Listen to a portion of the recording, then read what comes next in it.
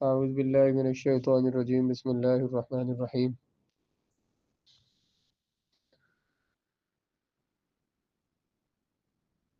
یتیما ذا مقربۃ او مسکینا ذا متربۃ۔ پیچھے فرمایا تھا کہ وہ داخل نہیں ہوا مشکل گھاٹی میں، وہ فرمایا، پھر فرمایا کہ وما ادراک ما العقبہ، آپ کیا جانے کہ وہ عقبہ کیا ہے؟ وہ جو مشکل گھاٹی ہے نا، جو مشکل پہاڑ اس نے پہاڑ سر کرنا ہے، وہ کیا ہے؟ کسی ہم بھی کہتے ہیں نا کہ بڑا پہاڑ پٹے ہوئے، بڑا کام کیا تو نے، بڑا مشکل کام ہے، بڑا کوئی تو نے پہاڑ بدل کوئی اپنی جگہ سے اکھاڑ دینا ہے، تو وہ فرمایا گیا کہ وہ اس کے لیے پہاڑ چڑھنا کیا ہے بھلا؟ کہ وہ غلام کو آزاد کرنا، یا کسی یتیم مسکین کو، کسی بھوکے کو کھانا کھلانا، کسی یتیم کو جو کہ ان کا قریبی رشتہ دار ہے اسے کھانا کھلانا، او مسکین ذا متربۃ، یا ایسے مسکین کو جو کہ مٹی پہ بیٹھنے والا ہے، ذا متربۃ، متربۃ یہ تراب ان کہتے ہیں مٹی کو، تو متربۃ مٹی والا، یعنی کہ خاک نشین مٹی پر بیٹھنے والے مسکین کو وہ کھانا نہیں کھلاتا، یعنی یتیموں کو کھانا کھلانا جو اس کے قریب، مقربۃ قرب ان سے بنا ہے، قرب ان کہتے ہیں قریبی رشتہ دار کو، تو یہ مصدر میمی ہے، مقربۃ، ایسا یتیم جو کہ قرب والا ہے، قریبی رشتہ داری والا ہے، او مسکین ذا متربۃ، وہ کھانا نہیں کھلاتا اس مسکین کو، ذا متربۃ جو مٹی پر بیٹھنے والا ہے۔ یہاں سے اس کٹھن وادی جس کا پیچھے ذکر آیا ہے اس کی تفصیل بیان کی جا رہی ہے، جو انسان کے شایان شان ہے۔ فرمایا کرنے کا کام تو یہ تھا کہ وہ کسی غلام کو آزاد کرنے کے لیے اپنا مال خرچ کرتے، کسی رشتہ دار یتیم کو عام قحط سالی کے دنوں میں کھانے پینے کی ضروریات مہیا کرتے، یا ایسے مسکین کی طرف دستے تعاون دراز کرتے۔ تعاون دراز کرنا مطلب ہاتھ لمبا کرنا، مطلب کہ مدد کرنا، کسی یتیم کی مدد کرتے جس کو فقر اور تنگ دستی نے خاک نشین بنا دیا ہو، مٹی پہ بٹھا دیا ہو، غریب بنا دیا ہو۔ بے شک ان امور میں مال خرچ کرنے سے ان کی شہرت کا ڈنکا نہ بجتا، یعنی ان غریبوں کو دینے سے ان کی شہرت کا پرچرچا نہ ہوتا، اس طرح اگرچہ ان کی دولت کی نمائش لوگوں کی آنکھوں کو خیرہ نہ کرتی۔ خیرہ کرنا آنکھوں کا چندیا جانا، جیسے روشنی ہوتی ہے اور بندہ آنکھیں وہاں پہ نہیں کھول سکتا، لیکن اگرچہ ان کی نمود و نمائش نہ ہوتی، لیکن ضرورت مندوں کی امداد کر کے ایک انسان کو غلامی کی زنجیروں سے آزاد کر کے وہ ایسا کام کرتے جس کی اللہ تعالیٰ کے نزدیک بڑی قدر ہے۔ چند مشکل الفاظ، مس غابت، یہ مصدر میمی ہے ساغابہ سے۔ ابو حیان کہتے ہیں کہ عام بھوک کو مس غابت کہتے ہیں۔ امام راغب اصفہانی نے اس کی تشریح میں ان الفاظ میں کی ہے کہ مس غابت کہتے ہیں هو الجوع مع التعب،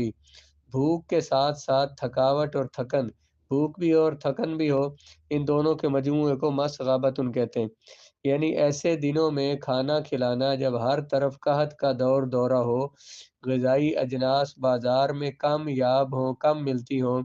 اور ان کی قیمت گراں ہو جائے، مہنگی ہو جائے، ایسی حالت میں اپنے رشتہ دار یتیم کو کھانا کھلانا بڑا نیک عمل ہے۔ ہر یتیم کی امداد کرنا اگرچہ ثواب کا کام ہے، کار ثواب ہے، ثواب کا کام ہے، لیکن رشتہ دار یتیم کی اعانت مدد سے دگنا ثواب ملتا ہے، کیونکہ صدقہ اور صلہ رحمی دونوں یکجا ہو جاتے ہیں۔ ایک تو رشتہ دار ہے تو رشتہ دار کے ساتھ صلہ رحمی بھی ہوتی ہے اور صدقہ بھی اسے دیا جاتا ہے۔ مسکین ذا متربۃ، متربۃ بھی مصدر میمی ہے، یعنی جب وہ اتنا محتاج ہو جائے کہ مٹی کے ساتھ مل جائے، اب اس کی خدمت کرنا، اسے دینا، یہ بھی ثواب ہے اور بہت بڑا ثواب ہے۔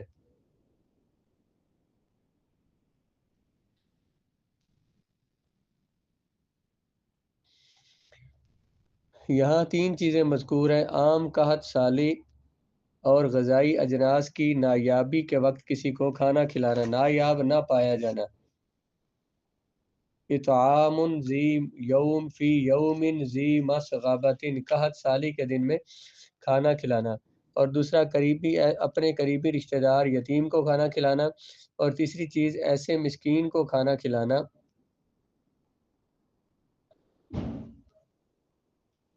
جو خاک نشین ہو، اس فعل کو قرآن نے عقبہ کہا ہے کہ یہ کہ ہمارے یہاں جیسے کہتے ہیں کہ بندے نے بڑا جہاں پہاڑ پہ چڑھ گیا وہ بڑا اس نے کام کیا ہے۔ اس کی وجہ یہ ہے کہ جب غذائی اجناس کی فراوانی زیادہ ہونا اور ہر چیز سستے داموں خریدی جا سکے، اس وقت کسی کو کھانا کھلانا اتنا مشکل نہیں ہوتا جتنا اس وقت مشکل ہوتا ہے جب غذائی اجناس کی گراں اور نایاب ہوں، کم ملتی ہوں، مہنگی ہوں، اور انسان کو اپنی فاقہ کشی کا بھی خطرہ ہو، یعنی انسان کو یہ خطرہ ہو کہ اگر وہ دوسرے کی مدد کرے گا تو خود اسے بھوک برداشت کرنا پڑے گی۔ نیز قریبی رشتہ دار کو اگر کھانا کھلایا جائے، اسے اس کی خدمت کی جائے تو لوگوں کی نگاہوں میں کوئی قابل قدر چیز نہیں ہوگی۔ ہر شخص یہی سمجھتا ہے کہ اپنے قریبی رشتہ دار کو کھانا کھلایا ہے، کسی غیر کو تو نہیں نہ کھلایا، اس سے تعریف نہیں ہوتی، اس سے نام و نمود نہیں ہوتی، اس لیے اس سے وہ شہرت حاصل نہیں ہوتی جو اہل دنیا کے پیش نظر ہوا کرتی ہے۔ نیز وہ لوگ جن کا پیشہ ہی گدا گری ہے، مانگنا ہے، ان کو اگر آپ کچھ دیں گے تو وہ جگہ جگہ آپ کی فیاضی اور سخاوت کر چرچا کریں گے، لیکن وہ مسکین جس میں اٹھنے کی سکت ہی نہیں ہے، جو مٹی میں پڑا ہوا ہے، جسے سوال کرنے کی عادت بھی نہیں ہے، جس میں اتنی ہمت بھی نہیں کہ وہ کسی کے سامنے حرف مدعا زبان پر لا سکے، مدعا مقصد، ایسے شخص کی جب آپ امداد کریں گے تو وہ اس کو قبول کر لے گا، دل سے آپ کا شکر گزار بھی ہوگا، لیکن اس میں یہ ہمت ہی نہیں کہ وہ لوگوں کے سامنے آپ کی سخاوت کے گن گا سکے، آپ کی تعریفیں کر سکے، وہ تو نہیں کرے گا۔ اس لیے ایسے لوگوں پر اتنی ضرورت کے وقت اپنی دولت خرچ کرنا صرف انہی لوگوں کا کام ہے جو اللہ کی رضا چاہتے ہیں، اللہ کی رضا کے متمنی ہیں، تمنا کرنے والے ہیں۔ دنیا میں شہرت حاصل کرنے کے خواہش مند لوگ یہاں مال خرچ نہیں کر سکتے، وہ تو وہیں کریں گے، اسی جگہ مال خرچ کریں گے جہاں ان کی سخاوت کے گن گائے جائیں گے، ان کے چرچے ہوں گے۔ آگے فرمایا ثم کان من الذین آمنوا، جو یتیموں مسکینوں کی مدد کرے، اور ثم کان من الذین آمنوا، اور وہ ہو ان لوگوں میں سے جو ایمان لائے، وتواصوا بالصبر، اور انہوں نے وصیت کی آپس میں ایک دوسرے کو صبر کی، وتواصوا بالمرحمۃ، اور ایک دوسرے کو انہوں نے نصیحت کی، رحمت کی۔ یعنی ان تمام اعمال کے ساتھ شرط یہ ہے کہ وہ بندہ مسلمان بھی ہو، من الذین آمنوا، ایمان والوں میں سے بھی ہو، کیونکہ کوئی عمل بغیر ایمان کے قبول نہیں ہوتا۔ فإن شرط قبول الطاعت الایمان باللہ، عبادت کی قبولیت کی شرط یہ ہے اللہ تعالیٰ پر ایمان لانا۔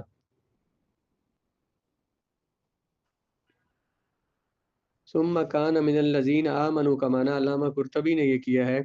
ای فعل ای فعل هذه الاشیاء وهو مؤمن، جس نے یہ کام کیے ہوں اس حال میں کہ وہ مومن ہو۔ علامہ قرطبی لکھتے ہیں ثم بمعنی واو ہے، واو کے معنی میں ہے کہ جس نے غریب یتیم کی مدد کی، مسکین کی مدد کی، اور پھر وہ ایمان، اس حال میں کہ وہ ایمان والا بھی ہے اور ایک دوسرے کو وہ نصیحت بھی صبر کی کرے، اور وتواصوا بالمرحمۃ، اور ایک دوسرے کو رحم کی وصیت بھی کرے۔ اولئک اصحاب المیمنۃ، یہی لوگ دائیں ہاتھ والے ہیں۔ آیت کے ان دو جملوں میں اسلامی معاشرے کی خصوصیتیں بیان کی گئی ہیں۔ ان میں سے ہر فرد دوسرے کو صبر کی تلقین کرتا ہے، راہ حق میں پیش آنے والی مشکلات اور مصائب کو بطیب خاطر دل کی خوشی کے ساتھ گوارا کرنے کی نصیحت کرتا ہے۔ خود تو وہ صبر کا دامن مضبوطی سے پکڑے ہوئے ہے، لیکن وہ اسی پر اکتفا نہیں کرتا، گزارا نہیں کرتا، بلکہ وہ چاہتا ہے کہ امت کا ہر فرد صبر کے دامن کو مضبوطی سے پکڑ لے۔ اور دوسری خصوصیت یہ ہے کہ وتواصوا بالمرحمہ، وہ سنگ دل نہیں ہے، ایک دوسرے کی تکلیفوں سے بے نیاز نہیں ہوتے۔ اہل ایمان جو ہے، جو مومن ہیں، وہ دوسروں کی تکلیف کا بھی خیال کرتے ہیں، بلکہ اگر مشرق کے بھائی کے پاؤں میں کانٹا چبھتا ہے تو مغرب میں بسنے والا کلمہ گو بےتاب ہو جاتا ہے۔ ان کا باہمی رشتہ رحمت و شفقت کا ہے۔ آپ خود سوچئے کہ جو قوم ان دو خصوصیتوں سے متصف ہوگی وہ حق کا بول بالا کرنے کے لیے کتنا زبردست کردار ادا کر سکتی ہے۔ انفرادی نیکی بھی نیکی ہے، انفرادی خوبیاں بھی خوبیاں ہیں، لیکن جب تک ان میں اجتماعی اور عمومی رنگ نہ پایا جائے، اکیلی انفرادی منع ایک ایک بندہ خود نیکی کرے، اکیلا بندہ، یہ بھی نیکی ہی ہے، لیکن جب ان میں اجتماع اور عمومی رنگ پیدا نہ ہو تو وہ انسانیت کی تقدیر کو نہیں بدل سکتی۔ وہ اس ظلمت کدہ عالم کو، جہان کا ظلمت کدہ منا ظلمت اندھیرے کا گھر، اس کو سچی مسرتوں سے، خوشیوں کے نور سے منور نہیں کر سکتی۔ اس لیے اسلام نے مسلمانوں کو انفرادی طور پر نیک، صالح، مخیر منا خیر کے راستے میں کام کرنے والا، بھلائی کرنے والا اور صابر ہونے کے ساتھ ساتھ اس کی بھی تاکید کی ہے کہ وہ اپنے دوسرے بھائیوں کو بھی اس رنگ میں رنگنے کی بھرپور کوشش کرے۔